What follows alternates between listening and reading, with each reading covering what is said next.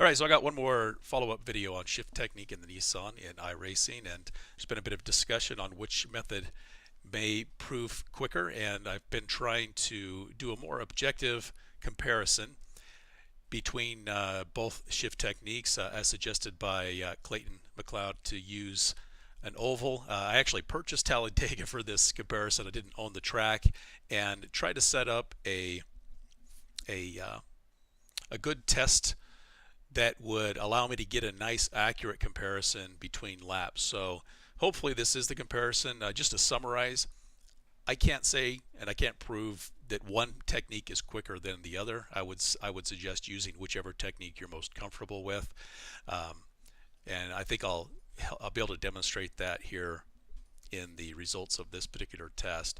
So let me just kind of summarize what the testing technique was and then show you what my findings are.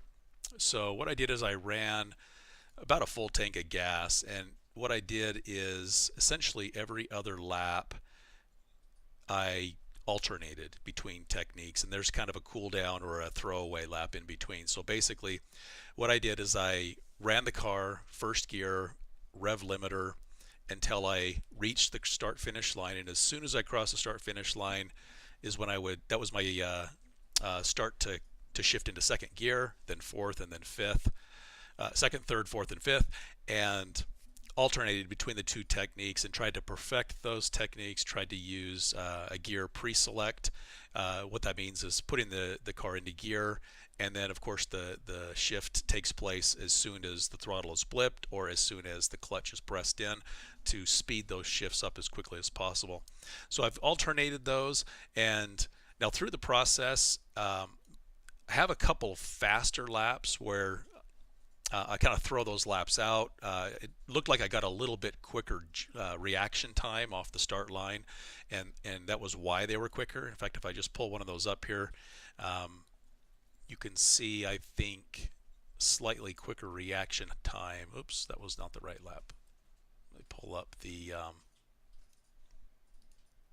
two laps there. This was my best lap on the right using clutch shift, and this was my best lap on the left using throttle blip on shift.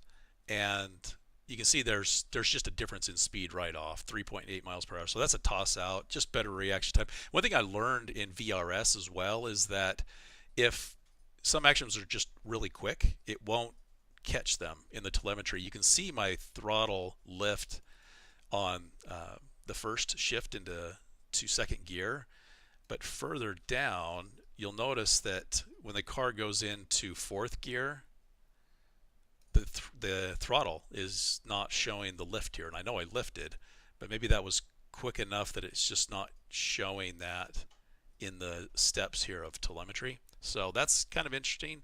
I did find better comparison laps that show a much closer comparison. Now these two laps were very close. The throttle, or I'm sorry, the clutch on upshift is about 9/100ths quicker, but it is also 0.1 mile per hour quicker at the start. But these are extremely close comparisons, and if you look right on the first frame, which is right at the start finish line, I'm beginning the lift on throttle and I'm beginning the press on clutch, and literally the very next frame the car is into second gear. And what's interesting, and I have seen this just looking through various other laps and other replays, is that, and this is a trend, and I do think it's true, that right after the upshift there is a slight bump in speed on the throttle upshift, but that it doesn't result in more speed ultimately, as you'll see in the comparison. So you can see right as the shift completes, mile per hour jumps by 0.5, and they're completing it about the same amount of time.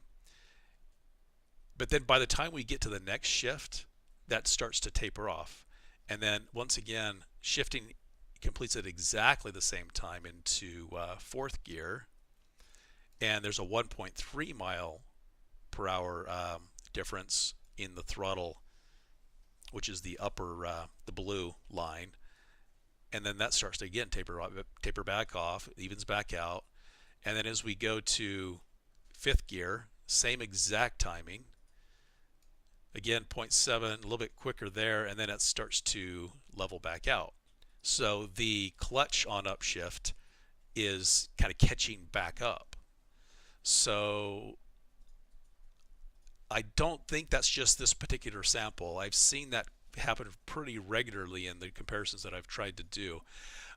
You can see they reach the top speed at about the exact same time, and then carry that top speed obviously throughout the rest of the lap. And we have almost an identical lap. So being that these are two of my quicker laps to compare and the closest to compare, I can't say one way or another which shifting technique is quicker. My recommendation would be to use whichever is more comfortable to you, and you're not going to see any significant differences either way. But anyway, that said, I guess that's hopefully my last video on the topic, so hope this is helpful.